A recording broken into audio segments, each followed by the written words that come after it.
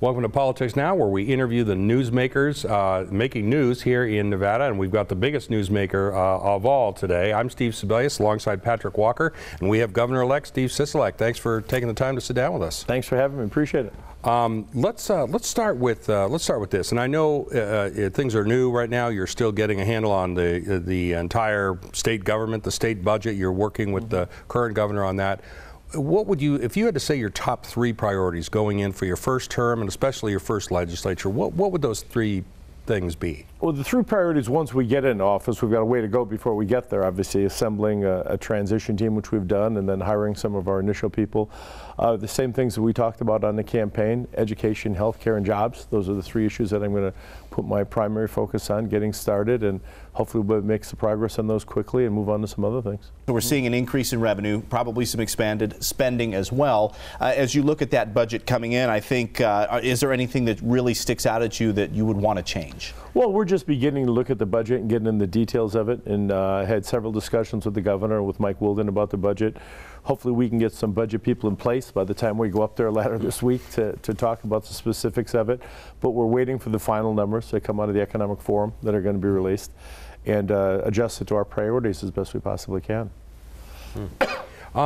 As you know, the state has to have a balanced budget. You're no stranger to that. The county commission's the same thing.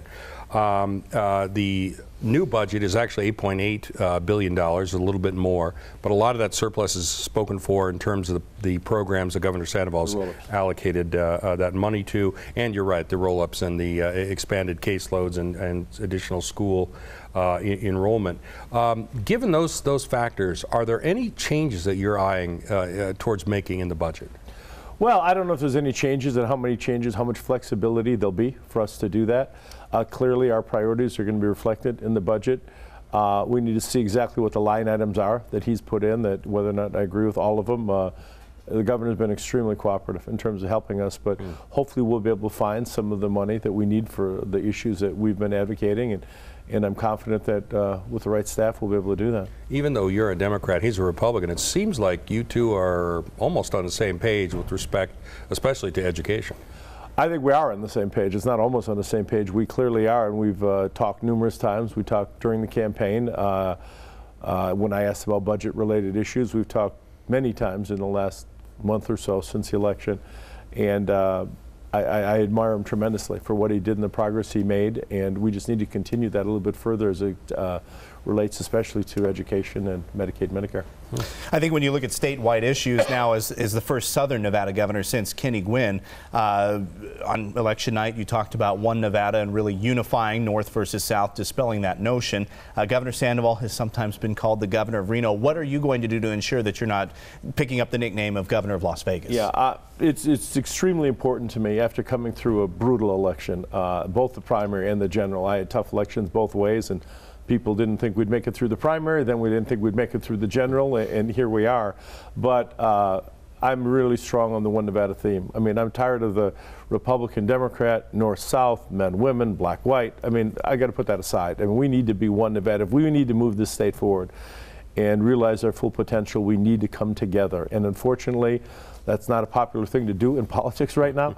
But it's my intent to do that and to focus on that. And I've told everybody along the way, whether they supported me or not, I hope I can earn your vote next time I ask for a vote, but we're going to be together. And if you're interested in what's best for the citizens of the state of Nevada, we're going to be fine. If you want to make this about partisanship or regionalism or gender or ethnicity or religion or anything else, I'm not going to be with you. So. And I'm sure you've heard already, probably people along the way now, it's a Southern Nevada governor again, that have said, hey, we need to help bring home some of these projects in Southern Nevada. I'm sure that has already happened. Oh, it's definitely. It happened way before the campaign. Obviously, it happened way before the election. It happened when I was at the Board of Regents. This is something that's not new to me. And I think that it's a realistic expectation that everybody in the state of Nevada is going to be treated fairly. I mean, north, south, and the rurals, and that's what we're going to focus on. I mean, everybody needs to have a seat at the table and come up with good policies. Kind of shifting from the statewide focus, there are some acute needs down here, and one of those is the Clark County School District. We know what's in the budget so far for education. We know there's expanded funding for the school safety programs and also in the enhanced funding formula. What else needs to be done to help the school district? Well, there's several things that we need to do, and we talked about the expansion. You talked about expansion as it relates to security with the schools, but a lot of that's going into counselors and that sort of thing, and I don't know if that's going to harden the targets, as it were, when you deal with law enforcement. I think a couple things we need to do at the school system. We need a lot more transparency than we've had in the past. That has not existed. I don't think there's been enough cooperation. It's an extremely large school district. I think that the connection between the school district and the parents on this side is non-existent. I dealt with this at the county commission and I know that maybe they're going to listen a little bit more now to me than they did 6 months ago. But when, you know, the tracks and the basketball courts are closed so kids can't go play after school, I've got a problem with that. That's paid for by taxpayer money, and it's hard to go back to the taxpayer and say, look, we need your support, we need your funding for additional schools when the citizens and the neighbors can't use the facilities. So that's going to be fixed. And we're going to have some transparency. And the governor put a great deal of money into the school districts, into the education system, the DSA formula, which needs to be updated, the formula, but it's not getting down into the classrooms. I mean, there's not a line item for children with special needs, including autism. If you're on the autism spectrum, there's not a line item for that, or English second language. That didn't exist 50 years ago when this formula was established, so we need to start addressing some of those special needs in any new funding. You mentioned the disconnect between the parents and the school district. You've served as an elected regent. Now you're in a position to make appointments to many boards and commissions. Would you ever consider a plan that's been floated in the legislature before to have an appointed board of trustees for the Clark County School District? I think that's something we definitely need to talk about. I've broached that. That came up several times during the campaign, and I think I'd probably be in favor of a hybrid plan where some of them are elected and some of them are appointed. I think that it's important that you get people with expertise on the school district. It would be great if you had an accountant and you had an attorney and you had someone in building expertise and those sort of things, land use, that can offer that expertise and share that with the school district as they move forward. Because right now they're going to outside consultants every time they've got a question. So the same exists on the Board of Regents for the university system. We don't have expertise. You've got people that just filed because they want to run, they want to get started in politics, or they've got time on their hands, they want to contribute, whatever it might be, but you don't necessarily bring expertise to the table as you do when you're appointing people for positions. And that's something that I definitely want to look at. When you look at the new makeup of Congress now, some assurances that the Affordable Care Act may not be changing too much, so that helps the state, of course, formulate policy and do things like that. With all of this, with the new makeup in Washington, are there plans or wish list items that you want to do to help ensure that more Nevadans have access to health care? Well, we need to do everything we can to make sure that Medicaid expansion continues. I definitely want to cover people with pre-existing conditions. That was one of the big differences between my opponent and I in the general, that I feel very, very strongly about that. We need to get the medical care available in the rurals, where right now that doesn't exist. Now, whether this is going to be done through telemedicine or you can actually get docs out there, I don't know. That's something. And then we've got a problem that we're losing a lot of doctors. I mean, we've got 3 medical schools here now, or 4 basically when you count Roseman, but the doctors aren't staying. We don't have enough residencies. We need to expand that. We need to do more to keep some of these doctors in Nevada. I mean, it's not a good thing when we're spending a tremendous amount of state dollars educating them and then leaving to go practice in Missouri or Mississippi or Kansas or New York. That doesn't help our citizens. So I want to do what we can to expand and retain as many of those doctors as we can. But one of the big issues we had is our Patient Protection Commission, which I talked about early on in the campaign, that we're going to establish quickly in February. To bring everybody together, the pharmaceuticals, the doctors, the hospitals, the insurance companies, and I've prided myself on the county commission in getting to yes. And I really believe if we sit everybody at the table and lock the door and say, okay, we're going to find out a way to make this work. There's too much finger pointing. You know, the pharmaceuticals get blamed a lot, but the hospitals think it's everybody else's fault. The pharmaceuticals are telling me it's the hospitals and the insurance companies are saying it's the doctors. So you got to get them together, I think, to get more on. And we're not even in the same book, much of us on the same page, so we need to do something. Another critical issue in the state is water. And one of the key elements of that water issue is that pipeline to the eastern part of Nevada. Now, you've supported it in the past, but you more recently have come out and said, no, you're against that. Tell me where you're at on that issue now, and do you think there's any alternatives to that pipeline that can help with the water issues that we're facing? I do think there's alternatives to the pipeline. I'm not in support of the pipeline taking water from one end to another. I did vote to appeal the ruling because we've got a problem with the engineer. Water has been allocated, over-allocated in the basin. If you've got 100 acre feet, you can't allocate 150 acre feet, and that's what we've done over time. That needs to be done legislatively. I don't want that done by one engineer or one judge making a decision, so I think it's important to get the lawsuit going and come up with a policy. Water, I've had this discussion for my 10 years on the county commission. I've served on all the water district, the water authority, Colorado River Commission, those are sort of things. I think we've kind of lost our way. We should have invested much more in desalinization than we did. We have one plant we're part owners of in Mexico that is doing well, but if we'd have put a lot more money into that, I think we'd have a better plan. The Water Authority and the Water District have done a tremendous job in terms of turf remediation, getting it off there. All our water is recycled. It's because of return flow credits that we have an adequate supply of water. We'll have an adequate supply into the future. We've got hundreds of thousands of acre feet banked in other states that we can use in case of a furtherance of the drought, but hopefully with global climate warming, which is real, there'll be a cyclical change here and we'll get more moisture, you know, in the snowpacks and start to fill the lakes back up. I mean, I've been here a long time. I remember when the water was coming over the top and we had to open up the flumes. It's been in my lifetime, so it's not an eternity that, you know, this definitely could happen again. But I think we need to invest more in technology. Other countries use desalinization totally. Our ships that we put out at sea use desalinization. I think there's a way we can invest in research and change. And people say, well, what are you going to do, pipe the water back up here? Well, the intent was never to pipe the water up here. It's to trade for the water that's coming out of the Colorado River.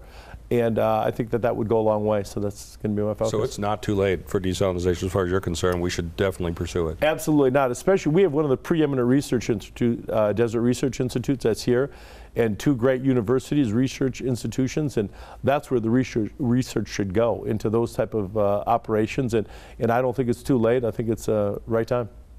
Well, I think one more big topic that we want to ask you about that's been developing, really growing slowly, and pardon the pun, you'll see this, is marijuana.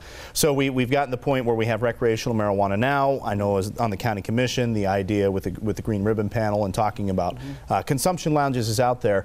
With a growing portion, even though it's a small number right now, of the revenue base right now, depending on marijuana taxes, what are some of the improvements you would like to see, or some of the next hurdles that need to be taken in order to grow the program? I think it's a burgeoning industry. I don't know, I could use some cute acronyms, I guess, to come with it, and we all know those, but I think it's going to continue to grow and expand in the state of Nevada.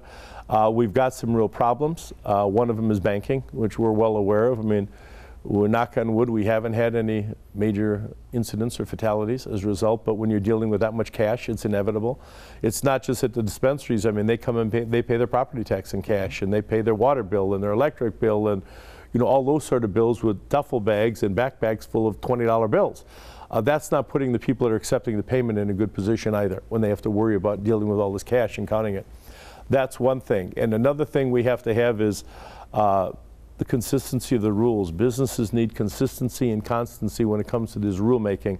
It's tough when you have one rule in Clark and another rule in the city and one rule in Henderson, and that's different than Washoe. And most of these businesses are multi-jurisdictional now. You know, they're in several jurisdictions, and I think they need the same rules. And we've had people get cited because they have a marijuana leaf on their advertisement, but that's legal in the city, but it's not legal if you go to the other side of Sahara. So it's just, it's gotten a little crazy. And also as it deals with consumption lounges, as you say, and some of those things, and then it's disciplining. I mean, what do you do in terms of violations as it relates?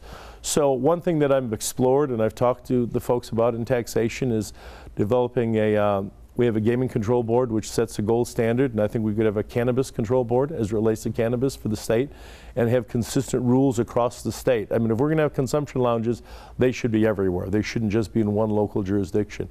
And I think that the state can better come up with a set of rules that are consistent for all the different jurisdictions so the businesses know what the rules are. I think we have seen some similar form of that in other states as well, and other jurisdictions. And with that in mind, it's one of the goals. Do we have an issue with how we depend on this with tourists, you know, making up the bulk of the people who come and purchase marijuana? Do we have an issue with now not giving them a place to legally consume and all that?